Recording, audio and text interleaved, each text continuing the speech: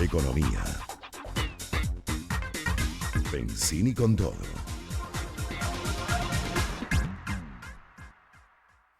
Y de nuevo con ustedes, bueno, tengo a nuestro próximo invitado, siempre es un placer tenerlo aquí, además que él se esfuerza y viene hasta el estudio, economista, profesor universitario y un señor gourmand, César Aristimuño, siempre un placer tenerte, César, gracias por estar con nosotros. El placer es mío, Pedro, un gusto siempre estar aquí con ustedes. Bueno, lo dije en la presentación, pero lo reitero siempre, uno de los sites que más me gusta de las noticias es Banca y Negocios, primero por todo lo amplio que son y publican todo el día. Y lo mejor es que hay como una prueba de ante si alguien quiere buscar que no sea fake news, eso está comprobado. Y sea la noticia que sea, igual que nos esmeramos aquí en Unión Radio y la página de Mundo VR y Unión Radio también, es que sea objetiva. No hay ningún sesgo para un lado para el otro y eso es lo importante de buscar hoy en día en las noticias, porque en todos lados hay fake news, díganme en los Estados Unidos y lo que está pasando hasta con el sistema judicial y todas las cosas que están tan cuestionadas hoy por hoy. Bienvenido al programa, muy buenas tardes, gracias por estar con nosotros. Gracias, Pedro, gracias. Para mí un gusto estar aquí. Igualmente. Bueno, vamos a comenzar hoy las noticias de Estados Unidos. Se reunió 2 días la Reserva Federal de los Estados Unidos, el FOMC, y estaban buscando indicadores económicos para ver si estaban muy preocupados por el aumento de la inflación y que no bajaba y todas las medidas monetarias que habían tomado no habían dado solución. Pero hoy por primera vez dicen que el Consumer Price Index, el índice de precio del consumidor, ha bajado, los indicadores también de los bonos, de las tasas de interés, de crecimiento económico, está desacelerándose y eso les importa, también el precio del crudo. O sea, una serie de factores que hace que los inversionistas piensen que no van a subir más las tasas, más bien que las pueden bajar. Esta vez no tomaron decisión y la bolsa reaccionó muy positivamente ante estas noticias.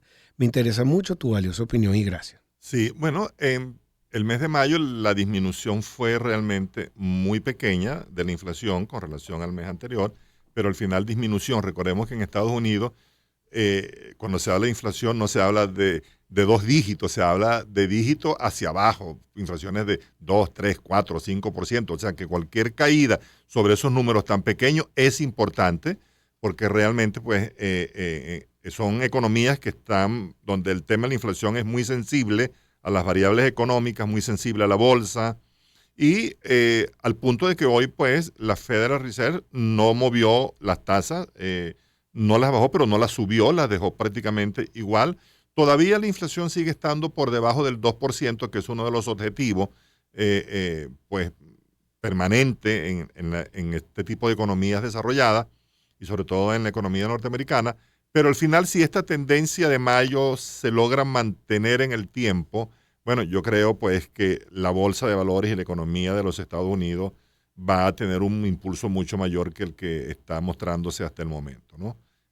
Al mirar pues, y todo lo que es el mundo de la inteligencia artificial, cómo viene realmente permeando de manera agresiva en el mercado, se viene acelerando realmente esto al punto, bueno, de que uno se quede impresionado que un médico en un país asiático haga una operación a casi 8,000 kilómetros de distancia sin estar allí con el paciente, simplemente pues usando inteligencia artificial, donde ya hay hospitales de inteligencia artificial con robots. Al final yo creo que el mundo se va a ir transformando mucho más aceleradamente. Yo creo que hubo como una pausa después del COVID, que se pensaba que iba a haber una aceleración mucho más rápida. Hubo como una pausa, pero pareciera a tomar velocidad el tema de la inteligencia artificial, y Estados Unidos en esto yo creo pues, que está llevando una posición muy firme, donde ya estamos viendo que las 5 mayores empresas en capitalización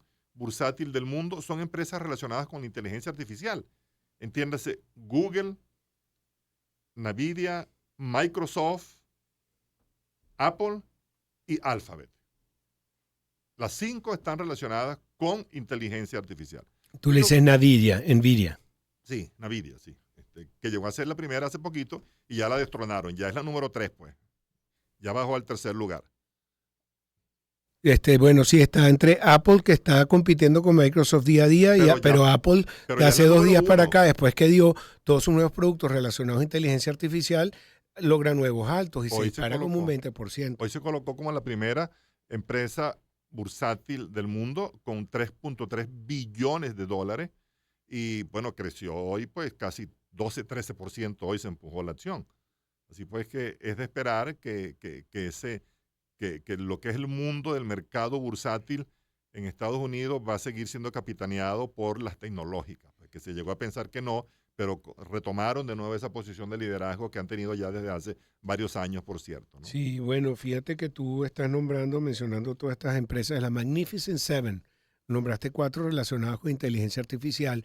Apple sube precisamente por esos nuevos productos de inteligencia Totalmente. artificial ligados a su Siri y que vas a estar hablando, aunque yo no sé si eso va a ser una espada de Damocles, porque uno dice vestido de novia, porque mi hija se va a casar, entonces agarra y de repente te empiezan a salir los algoritmos de Instagram en todos lados vestido de novia. Fíjate que la primera vez que se supo de ese algoritmo fue un papá en los Estados Unidos con una hija adolescente y empezaron a llegarle catálogos de todo de cuestiones de novia y se dio cuenta que la hija estaba en estado y todo no se quedó así. O sea que es peligrosa esa Totalmente. inteligencia artificial. Sí, bueno, como todo, ¿no? Tiene su riesgo, hay que saberlo utilizar.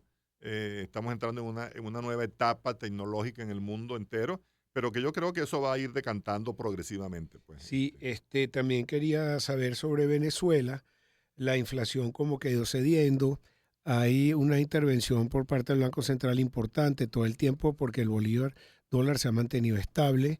Quería saber qué cifras manejabas, por favor. Sí, yo creo que eso es bien interesante porque la inflación en Venezuela pisó o tocó los 5 primeros meses del año 7,8%, un número del más bajo de los últimos 12 años realmente.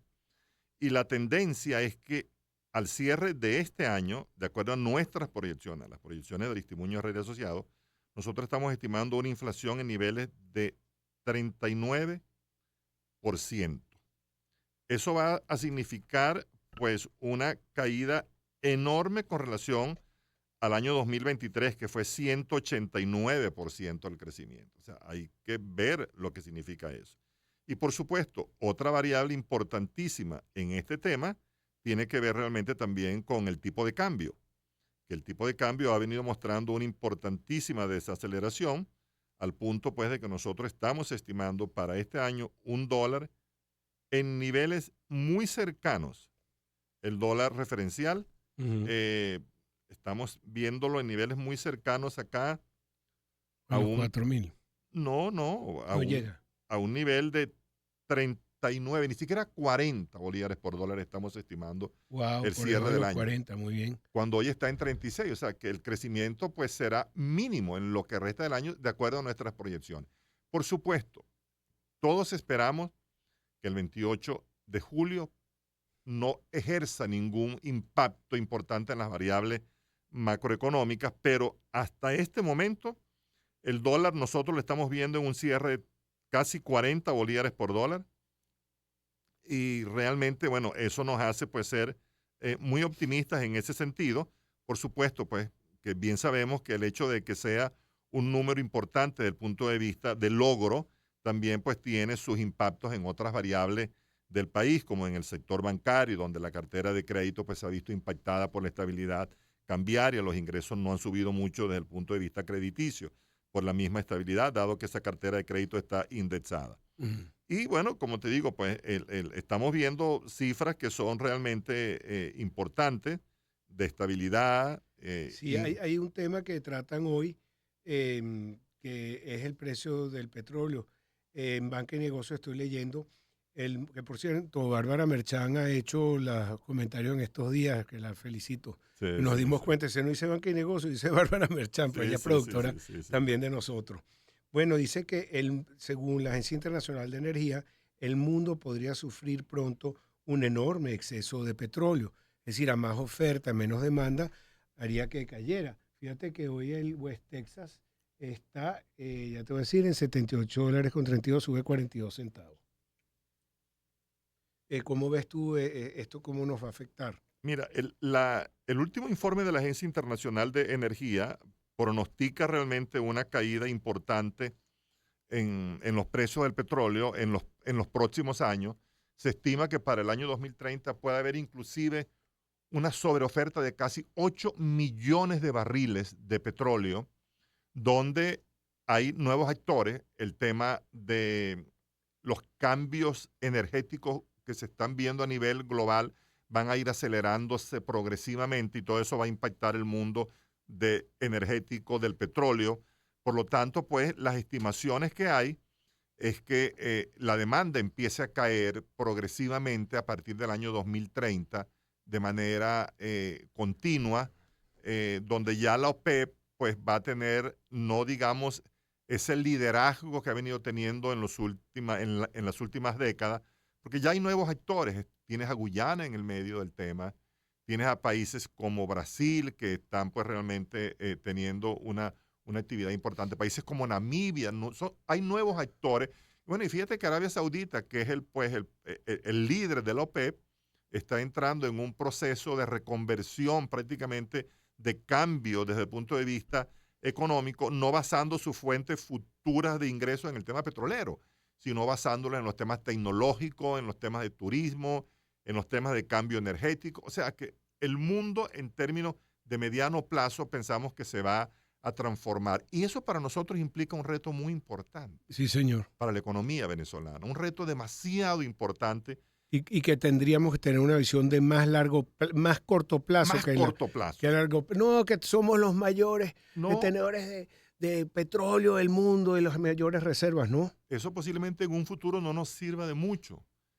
En el presente es donde nosotros tenemos que utilizar, en la próxima década, quizá en el próximo quinquenio, va a ser definitiva la capacidad de industrialización del país, la capacidad de reconversión económica del país, la capacidad de que el aparato industrial del país entre en una fase de consolidación, de crecimiento, de que el empleo se estabilice. ¿Por qué? Porque el petróleo va a dejar de ser la fuente primaria.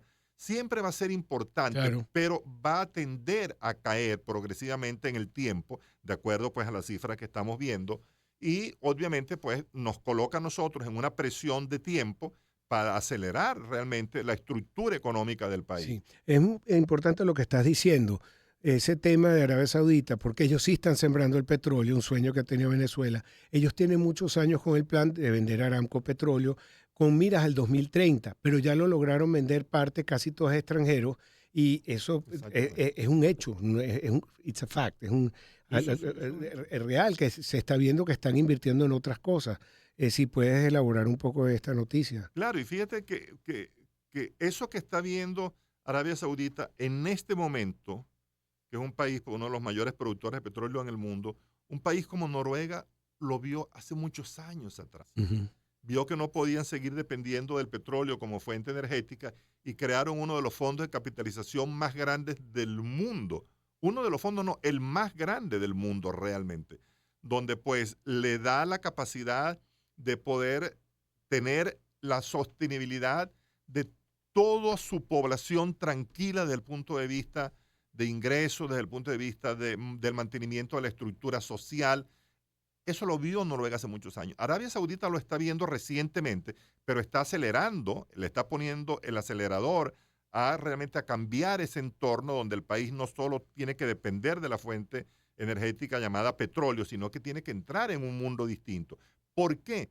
Porque no podemos pensar que esto va a ser eterno cuando tienes ya el mundo prácticamente viendo el cambio de la energía fósil y entrando en otras alternativas ambientales, entrando en alternativas no contaminantes. Estamos viendo cómo el mundo realmente está entrando en una etapa de cambio climático enorme. Lo empezamos a ver este año, calor por todos lados. Ayer hablé con un amigo que estaba en Boca Ratón, en Miami, y me decía que la temperatura estaba en 36 grados. Me dice, César, y el calor, la humedad sale y no puedes estar 10 minutos afuera. Entonces, obviamente eso creo que está cambiando.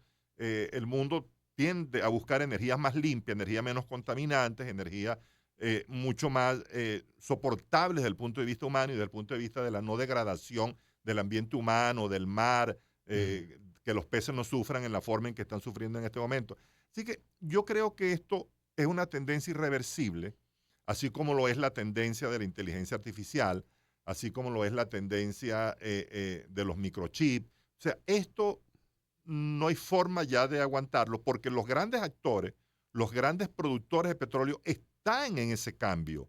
Si no estuviera en ese cambio, bueno, pudiéramos pensar que el tema se hace más lejano. No, pero es que ya los mismos actores, los mismos que proveen la oferta de petróleo en el mundo, ya entraron en esa etapa realmente de sustitución de fuentes de ingreso, buscando otras alternativas, dando como un hecho, de acuerdo a las estimaciones que acaba de hacer la Agencia Internacional de Energía, que el petróleo va realmente a ir perdiendo fuerza desde el punto de vista energético en el futuro. Muchísimas gracias, César. Bueno, una reflexión que nos queda y sobre todo a las generaciones más jóvenes. Ahorita venía oyendo lo que significaba YOLO. Yo no sabía que soy demasiado joven para perder el tiempo. Entonces no pierdan tiempo y aseguren su futuro y también de sus hijos. Totalmente. Gracias, César. Gracias a ti, Pedro. César Aristimuño, economista, profesor universitario. Ya regresamos con más para ustedes en Pensini con Todo.